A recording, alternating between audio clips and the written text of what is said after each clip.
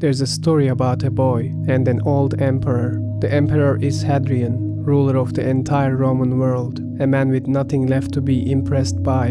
And one day he looks at a serious, quiet child at his court and gives him a nickname, not the brave one, or the clever one, or the one who will go far. He calls him Verissimus, the most truthful one. That boy grew up to become Marcus Aurelius, emperor of Rome, the most powerful man alive for almost 20 years, and of everything he built and commanded and conquered, the only thing that survived him intact was a small private notebook, a notebook in which he did nothing, page after page, but tell himself the truth. That is the philosophy, not a doctrine, a discipline, the relentless, lifelong refusal to lie to yourself. Start with the thing almost everyone gets wrong. People treat the Meditations as a book of wisdom handed down to us across the centuries. It is the opposite. Marcus never wrote it for you. He wrote it in Greek, gave it no public title, and called it only to himself. These are not teachings. They are private notes written to stay honest under conditions that should have destroyed honesty altogether. They repeat. They catch the same man making the mistake on Tuesday that he swore off on Monday. An interrogation in which the interrogator and the prisoner are the same person. Understand the weight he carried. Marcus did not want power. He was a scholar by temperament. It was arranged for him, and he carried it because someone had to, and he was standing there. He became emperor in 161 AD at 40, and the world gave his reluctance no peace. A plague carried home by his armies killed perhaps 5 million. Then came the endless northern wars, where he spent most of his reign in tents and mud, watching the plague take people he could not save. He had studied Stoicism since boyhood. Now life would test it. Out of that test came a handful of truths he repeated until they held. The first, almost nothing is yours. On one side of a line sit your judgments, your effort, the way you choose to respond. These are yours, and no army or plague can touch them.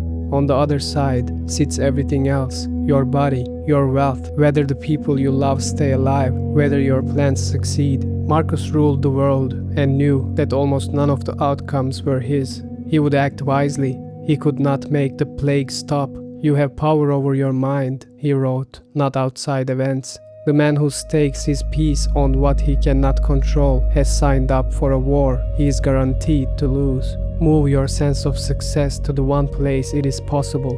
Did I act well? Not did it work out? And there is nothing left to take from you. The second, what other people do is theirs, not yours. Marcus was surrounded by difficult people. Every morning he braced for the meddling, the arrogant, the dishonest, but then he stopped there. Their behavior was a fact about them, not an injury to him. The best revenge, he wrote, is to be unlike the one who did the wrong.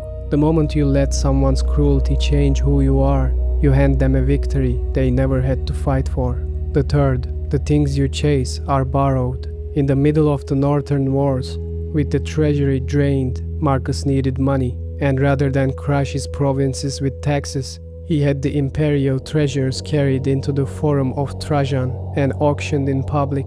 Gold cups, his wife's silk and jewels, the luxury of the most powerful household on earth, sold off by the emperor himself. He could hold the entire fortune of Rome and let it go, because his sense of who he was had never been stored there.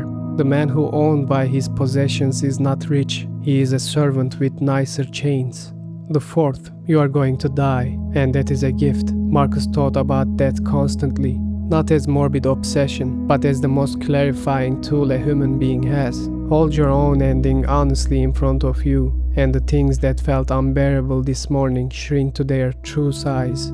The insult that ate 3 days of your attention, the approval you craved, the achievement you thought you needed. The point of remembering that was never to fear it. It was to stop wasting the life in front of it. And now, the deepest truth, the one all the others protect, the truth about yourself. Every night, on the frontier, the most powerful man in the world picked up a pen and put himself on a trial, not to congratulate himself, but to check himself. Was I, today, the person I claim I want to be? Where did I fail? He returned to do the same principles again and again, not because he was slow, but because he kept forgetting them under pressure. He did not write the record of a wise man who had arrived. He wrote the record of an honest man who never stopped having to try. Waste no more time arguing about what a good man should be, he told himself. Be one, the most truthful one, even with himself, especially with himself. But here the philosophy cracks, and Marcus knew it. A discipline of self-correction cannot be handed to anyone else. You can write it all down, prove it with your own life, and the next person still has to choose it every morning, or it dies. Marcus knew this better than anyone, because of his son. His successor was Commodus, one of the worst emperors Rome ever produced. Everything his father had trained out of himself. The man who could govern his own soul could not govern his sons. The hardest truth he made himself tell was the last one. You can do everything right and still not control the outcome. He did the work anyway, not because it would be rewarded, because it was right. The empire is gone. The gold he auctioned is dust. Commodus is a cautionary tale. The notebook survived, a journal he never meant anyone to read. Now one of the most reprinted texts in history, never once out of print. The most powerful man of his age is remembered not for what he conquered, but for the quiet, daily act of being honest with himself. Which brings it back to you. You will not rule an empire or auction a treasury, but you run the same private court every night. Something happened today. You told yourself a story about it, and the only question that finally matters, the one Hadrian named a child 2000 years ago, is whether the story was true. Were you honest about what was in your control, or did you exhaust yourself on what was never yours? Did you live today like it was infinite, or like it was counting down? He died in 180 AD, far from Rome, on the northern frontier. The ancient account says that in his final hours, when the officer of the watch came for the night's password, the dying emperor gave it. "Go to the rising sun, I am already setting," he said. No fear in it, no bargaining. Just a man telling the truth about where he was, the way he had every night, for decades. The boy Hadrian named had kept the promise hidden in that name, to his last breath. So before the screen goes dark, sit for 1 second with the only question he ever really asked. Not am I winning? Not do they approve? Not is it enough? Am I telling myself the truth? Because that question is still available to you. It always has been.